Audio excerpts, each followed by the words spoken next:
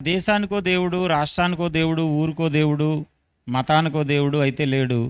ప్రపంచానికి దేవుడు ఒక్కడే. కాబట్టి ప్రపంచానికి దేవుడు ఒక్కడే. ఆ దేవుడు ఎవరు అనేది అంటే ఎవరిష్టం వచ్చింది వాళ్ళు అర్థం చేసుకున్నారు అంతే. ఎవరిష్టం వచ్చిన త్రోవలో వాళ్ళు వెళ్ళిపోయారు అంతే. దేవుడు అంటే ఇలా ఉండొచ్చు. ఒక ఆయన రాశాడు, ఓహో ఇదే కరెక్ట్ అని కొంతమంది అనుకున్నారు. దేవుడు అంటే ఇలా ఉండొచ్చు అని ఒకరు రాశారు, ఓహో ఇదే కరెక్ట్ అని కొంతమంది అనుకున్నారు. దేవుడు అంటే ఇలా ఉండొచ్చు అని మరికొంతమంది రాశారు, ఓహో ఇదే కరెక్ట్ అని మరికొంతమంది అనుకున్నారు.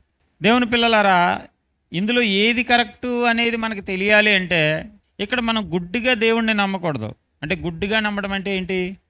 మా తాతలు దీన్నే నమ్మారు, మా ముత్తాతలు దీన్నే నమ్మారు, మా ఆచారాలు ఇయ్యే అంటే అది గుడ్డిగా నమ్మడం. అది అంటే మా తాత వెళ్ళాడు కాబట్టి నేను పోతాను అంటే నువ్వు పరిశీలించింది ఏముంది? ఇంకా మా తాత నమ్మాడు కాబట్టి నేను నమ్మాను అనడం జ్ఞానం కాదు. అది మా ముత్తాతలు మా పితరులు నమ్మారు కాబట్టి నేను నమ్మాను అనడం జ్ఞానం కాదు. అది నీకు ఇచ్చిన దేవుడు, నీకు ఇచ్చిన జ్ఞానంతో, నీకు ఇచ్చిన శిస్తి సంస్థతో దేవుడు అంటే ఏంటో గ్రహించి, దేవుని లక్షణం ఏంటో గ్రహించి, తాను చేయబోయే కార్యాలు ఎలా ఉంటాయో గ్రహించి, ప్రతి గ్రంథాన్ని పరిశీలించి నీకు నువ్వుగా పరిశీలించి తెలుసుకోవడమే, వివేచించి తెలుసుకోవడమే దైవ జ్ఞానం.